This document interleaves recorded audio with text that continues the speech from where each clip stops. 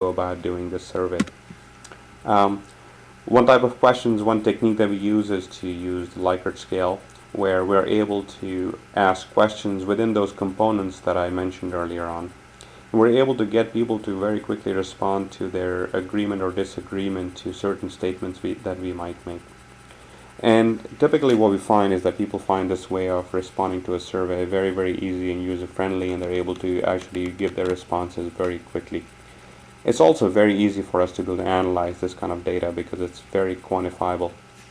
The other type of question that supports this obviously is any kind of comments that they want to provide to the Likert scale type of questions, as well as any categorical questions where we want to be able to get them to choose one, two, or multiple responses.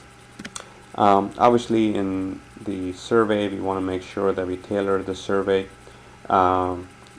where the questions that are being asked are in line and with the job that the person may have. So along those lines, what we do is to try and ask questions that are different for business users as opposed to, for example, the technical community. We may have an entirely different survey for the executive leadership. And within each one of these survey types, we're able to dynamically change the questions based on the responses that they're providing, so that we're able to tailor the path through the survey to be the most relevant type of questions for that user group that we're asking that questions of. As we ask these questions, obviously we're establishing the baseline, which is helping us define the problem. We're still not talking about how do we now take all of this data that we have been able to collect through these surveys and be able to get to a meaningful action plan going forward. And that's where we use a tool called the momentum matrix.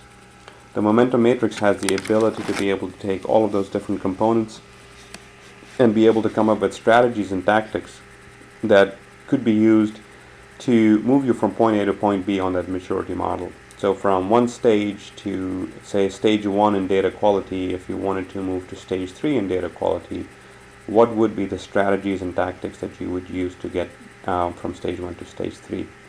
As you'll notice, each one of these tactics, going from left to right, has some notations underneath it. Those notations, I'll read those in order. The first one is where we're ranking the business benefit. The second one is the organizational readiness of that tactic. And the third one is the technical complexity associated with that tactic. So the ideal type of tactic that I would be ready to proceed with would be something that has a high business benefit, a high organizational readiness, and a low technical complexity. That obviously is the ideal tactic to start with, but sometimes you do have to invest some energy even going after tactics that are somewhat costly to pursue but do still have a high business benefit. So using a ranking like that, we're able to prioritize our rankings, our tactics better. We're also able to introduce some level of dependency by which we're able to identify, as shown in this example, some phases that are then tied to a timeline. For example, in this case, phase 1 could have been, say, a 4 to 6 month phase in which all the green cells were taken care of. So the tactics that make up the green cells would be phase 1, and so on and so forth. That type of a momentum matrix, if you look at it, really brings everything together. So those components, if you look at this slide, the data quality, metadata, tools, governance, those components are the things that we're using to define our problem, to measure where we are. The survey continues to define that measurement and baseline definition to the next level of granularity. And then the momentum matrix comes in with a solution along the same dimensions.